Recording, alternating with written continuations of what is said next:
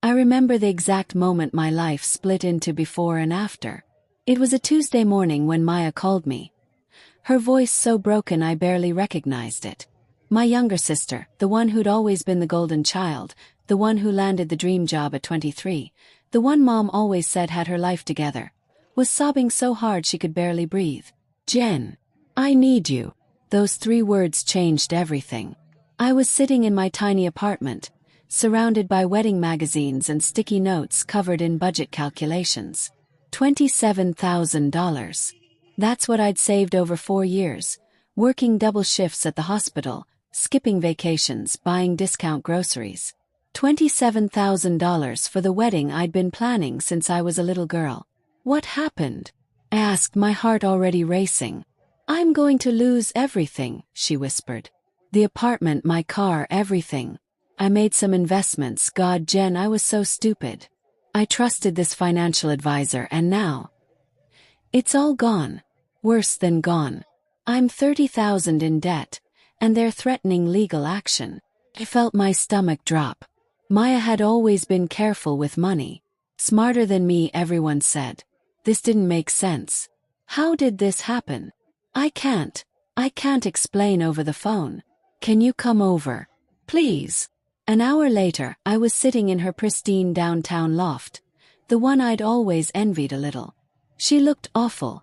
Makeup smudged, hair tangled, nothing like the polished sister I knew. "I met him at a networking event 6 months ago," she said, pulling up documents on her laptop. "Marcus Chung. He seemed so legitimate, Jen. He showed me portfolios, testimonials, everything. He said he could triple my savings in a year through this new tech investment opportunity." She showed me the paperwork. It looked professional. Official letterheads, detailed projections, legal jargon I didn't understand. "I put in everything I had," she continued, her voice cracking. "My savings, my emergency fund. Then he convinced me to take out loans to invest more. Said the returns would cover them easily. But last week he disappeared. The company doesn't exist. The office I visited was some kind of temporary rental. I'm such an idiot." I pulled her into a hug while she cried. My little sister, who'd always been so confident, so sure of herself, was falling apart in my arms. "What are you going to do?" "Yes. I don't know. I've talked to lawyers, but without more evidence they can't help. The debt collectors are calling every day. If I don't pay something substantial by next month, they're filing a lawsuit. Could lose my job, Jen. The background checks, the financial liability. My career will be over before it even started." We sat in silence for a moment. Through the window, I could see the city skyline, glittering with possibilities that suddenly felt very far away. "How much do you need to stop the legal action?" I heard myself ask. She looked at me, eyes red and swollen. $25,000 would settle the most urgent debts and buy me time to figure out the rest. "But Jen, I'm not asking you for." "I have it," I said quietly. "My wedding fund." Her face went pale. "No, absolutely not. You've been saving for years. Tom proposed 3 months ago. You've been waiting for this. And you're my sister," I said, surprised by how steady my voice sounded. "Tom will understand. We can postpone, have a smaller wedding, or just go to the courthouse. Just one day. You're my family. Jen. Let me help you," I insisted. "Please. I can't watch you lose everything." She cried harder, but this time with relief mixed in. "I'll pay you back. Every penny. Promise. As soon as I get back on my feet, I'll pay you back with interest." "I know you will," I said, and I believed it. The next week was a blur. I transferred the money, called Tom to explain, and watched the relief flood Maya's face as she paid off her most pressing debts. Tom was quiet about it. We'd been together for 5 years, and I'd never seen him react this way. "You gave her everything?" he asked, standing in my kitchen, his voice carefully neutral. "Without even talking to me first." "She's my sister," I said defensively. "What was I supposed to do?" "I don't know, Jen. Maybe discuss it with your future husband. We were supposed to put deposits down next month." We've already sent save the dates. We can explain to people. They'll understand. He ran his hands through his hair, a gesture I knew meant he was frustrated. It's not about what people think. It's about us making decisions together. That was our money, our future. It was my savings, I said, feeling heat rise in my chest. From before we even got engaged. Right, he said quietly. Yours. Got it. He left shortly after.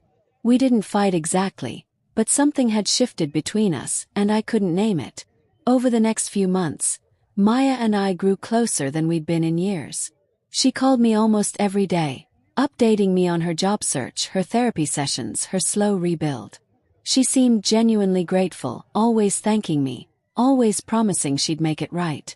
I found a part-time consulting gig, she told me excitedly one evening. It's not much, but it's a start. I should be able to start paying you back in a few months. Take your time, I said. Just focus on getting stable. You're amazing, Jen. I don't know what I would have done without you. Seriously, I'd probably be living in my car right now. I felt warm inside, validated. This was what family did. This was what love looked like. But Tom's distance continued. We'd postponed the wedding indefinitely. He said he understood, but his eyes told a different story. We started arguing about small things. Dishes, weekend plans, whose turn it was to take out the trash. The big thing we couldn't talk about sat between us like a wall. One night, 3 months after I'd given Maya the money, Tom and I had our worst fight yet. I saw your sister's Instagram today, he said, his voice tight. She's on vacation. In Bali. I felt defensive immediately. So, she's been through hell. She deserves a break. A break. Tom's voice rose. Jen, that trip costs thousands of dollars. She's staying at a 5-star resort. Meanwhile, you're picking up extra shifts and we're eating pasta for the 4th night this week. You don't understand. No, you don't understand. He stood up, pacing. She's been getting back on her feet for months, but somehow has money for luxury vacations. While you're sacrificing everything. She said it was a work trip, I said weakly. Did you ask her? Or did you just believe whatever she told you? I hadn't asked. I'd seen the photos. Maya in the infinity pool, cocktail in hand, sunset behind her, and felt a tiny twist in my stomach that I'd immediately suppressed. She'd been through so much. She deserved happiness. I trust her, I said firmly. Tom looked at me with something that might have been pity. I know you do. That's what scares me. 2 weeks later, Maya asked me to meet her for coffee. She seemed nervous, fidgeting with her cup. I need to ask you something, she said. And please don't be mad. My heart started beating faster. Okay. I found an incredible apartment. It's perfect, Jen. Great location, amazing price, but I need to put down first and last month's rent plus security deposit. It's $10,000. I know I still owe you, but if I don't take this place, I'll lose it, and then I'll be stuck in my current situation even longer, which means it'll take even longer to pay you back. So really, it's an investment in getting your money back faster. I stared at her, my mind reeling. The logic made sense in a twisted way, but something felt wrong. $10,000. I repeated. I know it's a lot. But Jen, this could change everything for me. I'd be able to save so much on rent, which means I could pay you back sooner. Please. You've already done so much. Just one more time and I'll be set. I thought about Tom's words. About the Bali trip. About the designer purse I'd noticed in her last Instagram story that she'd quickly deleted. I need to think about it, I said. Her face fell. Of course. Understand. The landlord needs an answer by tomorrow. That night I couldn't sleep. I lay awake, staring at the ceiling, Tom's soft breathing beside me. He'd been gentler since our fight, but there was still distance between us. I kept thinking about Maya, about everything she'd been through, about my responsibility as her older sister. But I also kept thinking about Tom's face when I'd told him about the money. About my empty savings account. About the wedding we weren't planning anymore. At 2 a.m., I did something I'd never done before. I opened my laptop and searched for Marcus Chung Financial Advisor Scam. Nothing came up. No news articles, no warnings, no reports. I searched for the company name Maya had shown me. The website was gone, just a blank page. My hands were shaking as I opened Facebook and searched for Marcus Chung. I found dozens of profiles, but none matched the description Maya had given me. I tried Instagram, LinkedIn, Twitter. Nothing. A sick feeling was growing in my stomach. I told myself it meant nothing. Of course a scammer wouldn't have social media under his real name. Of course the website was gone. That proved Maya's story, didn't it? But then I made a decision that changed everything. I looked up Maya's ex-boyfriend, Derek. They dated for 3 years and broken up around the same time Maya's financial problems supposedly started. We'd never been close, but I found his number in an old group chat. "Hey Derek, it's Jennifer, Maya's sister. I know this is weird, but I need to ask you something about Maya. Can you call me?" He called within 5 minutes. "Is she okay?" he asked immediately. "I don't know," I said honestly. "That's why I'm calling. When you two broke up, did she mention anything about financial problems? About a scam?" There was a long pause. "What did she tell you?" he asked carefully. "That she got scammed by a fake financial advisor. Lost everything, went into debt." Another pause. Then, "Jennifer, Maya and I broke up because she emptied my savings account. She had access to it because we were planning to buy a house together. She took $40,000 and spent it on, I don't even know what. Shopping, trips, her lifestyle. When I confronted her, she made up this elaborate story about an investment that went wrong, showed me fake documents, cried for hours. I almost believed her. Almost gave her more money to fix it." The room tilted. "But then I hired a forensic accountant. There was no scam, Jennifer. There was no Marcus Chung. She just spent the money and needed a story. When I threatened to press charges, she finally admitted it and begged me not to. I let it go because I loved her, but I told her if she ever contacted me again, I'd file a police report." I couldn't breathe. "How much did she take from you?" Derek asked quietly. $27,000, I whispered. "Jesus. Sorry. I should have warned you, but I hoped she'd gotten help." Changed. After we hung up, I sat in the darkness for a long time. Then I started looking through Maya's social media more carefully. Really looking this time.